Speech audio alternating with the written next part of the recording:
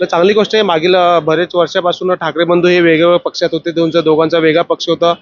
नक्कीच बाळासाहेब ठाकरे यांचं स्वप्न मला वाटतं अखेर पूर्ण झालं की दोघे भाऊ एकत्र आलेत. नक्कीच महाराष्ट्राला याचा बेनिफिट पण होईल. त्यांच्या पक्षाला पण खूप चांगला बेनिफिट होईल नक्की यांचं. नाही, आता महायुती तर ऑलरेडी मराठी आणि हिंदू म्हणून घेऊन चाललंय. त्यामुळं बीजेपी तर हा मेन फ्रंटला असणारच आहे. भले आता उद्धव ठाकरे बंधू हे आपले महाराष्ट्राचे मराठी पक्ष म्हणून आहे. पण बघायला गेलं तर बीजेपी आपला हा पक्ष जो मराठी प्लस हिंदू हा घेऊन जाणार आहे उतरणाऱ्या मैदानामध्ये. त्यामुळं बीजेपी मला वाटतं सक्षम आहे यामध्ये मराठी हिंदू म्हणून. बरेच मला वाटतं की बदल असणार आहे आपल्या महाराष्ट्र मुंबईमध्ये.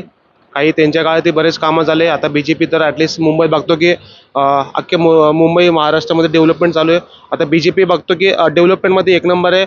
जे मुंबईत बघतो की आता फक्त पुढचे 5 वर्ष जरी आपण बघितलं तर नंतर ना मुंबईचे पूर्ण ट्रॅफिक झिरो होणार आहे. त्यामुळे बीजेपी यांच्या कार्यकाळात भरपूर कामं चालू आहे डेव्हलपमेंटचे. त्यामुळे नक्कीच बीजेपी यांनी बरेच चांगले कामं केले आहेत. अजून 5 वर्षात नक्की मुंबई फ्री होणार आहे ट्रॅफिक मुक्त. मुंबई खूप वेल सिटी आहे.